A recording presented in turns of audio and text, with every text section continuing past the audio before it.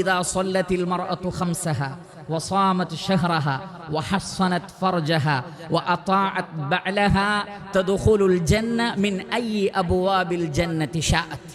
ഒരു സ്ത്രീ 5 വക്ത് നമസ്കരിക്കുകയും റമദാനിൽ നോമ്പ് നോൽക്കുകയും തൻ്റെ ചാരിത്രം കാത്തുസൂക്ഷിക്കുകയും ഭർത്താവിനെ ഹറാമല്ലാത്ത വിഷയങ്ങളിലൊക്കെ അനുസരിക്കുകയും ചെയ്താൽ സ്വർഗത്തിന് 8 വാതിലുകളുണ്ട്.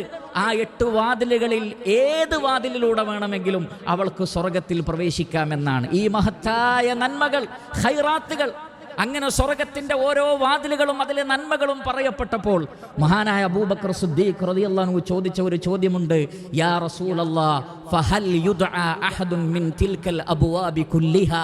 അല്ലാഹുവിന്റെ റസൂലേ, ആ എല്ലാ വാതിലുകളിലൂടെയും 8 വാതിലുണ്ടല്ലോ, ഓരോരുത്തരെയും വേറെ വേറെ വാതിലിലൂടെ വിളിക്കുമ്പോൾ എല്ലാ വാതിലിലൂടെയും ഇങ്ങോട്ട് വരൂ ഇങ്ങോട്ട് വരൂ എന്ന് വിളിക്കുന്ന നന്മയിൽ മുന്നേറുന്ന ആരെങ്കിലും ഉണ്ടോ? നബി സല്ലല്ലാഹു അലൈഹി വസല്ലം പറഞ്ഞു, നഅം യാ അബൂബക്കർ വഅർജു അൻ തകൂന മിൻഹും. അതേ അബൂബക്കർ, അങ്ങനെയുള്ളവരുണ്ട്, താങ്കൾ അവരിൽപ്പെട്ടവനാണെന്നാണ് ഞാൻ വിചാരിക്കുന്നത്. കാരണം അബൂബക്കർ സിദ്ദീഖ് റളിയല്ലാഹു തആല അൻ എല്ലാ നന്മകളിലും മുന്നേറുന്ന ആളായിരുന്നു. എന്നാൽ ഈ നന്മകൾക്കൊക്കെ പകരമായി റഹ്മാനായ റബ്ബ് വേറെ ചില കാര്യങ്ങൾ അവന്റെ ദുർബലരായ അടിമകൾക്ക് റഹ്മാനായ റബ്ബ് നിശ്ചയിച്ചിട്ടുണ്ട്. അതിൽ പ്രധാനപ്പെട്ട ഒന്നാണ് റസൂലുള്ളാഹി സ്വല്ലല്ലാഹു അലൈഹി വസല്ലം പറയുകയാണ്, മാ മിൻകും മിൻ അഹദിൻ യതവദ്ദ ഫയുസ്ബിഗുൽ വുദൂ സുമ്മ യഖൂലു അഷ്ഹദു അൻ ലാ ഇലാഹ ഇല്ലല്ലാഹ് വഹ്ദഹു ലാ ശരീക ലഹു വഅന്ന മുഹമ്മദൻ അബ്ദുല്ലാഹി വറസൂലുഹു ഇല്ലാ ഫുതിഹത് ലഹു അബ്വാബുൽ ജന്നത്തി الثمانية യദ്ഖുലു മിൻ അയ്യിഹാ ശാ.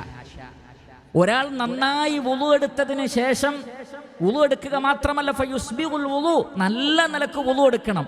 അങ്ങനെ വുളു എടുത്തിട്ട് അഷ്ഹദു അൻ ലാ ഇലാഹ ഇല്ലല്ലാഹ് വ അന്ന മുഹമ്മദൻ അബ്ദുല്ലാഹി വറസൂലുഹു, വ്യത്യസ്ത രൂപത്തിൽ അത് വന്നിട്ടുണ്ട്.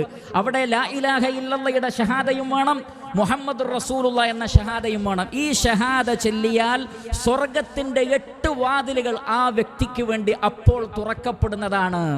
അതിൽ ഇഷ്ടമുള്ള വാതിലിലൂടെ ആ വ്യക്തിക്ക് സ്വർഗത്തിൽ പ്രവേശിക്കാൻ സാധിക്കുമെന്നാണ്. അത്രമാത്രം കാരുണ്യവാനാണ് റഹ്മാനായ റബ്ബ്.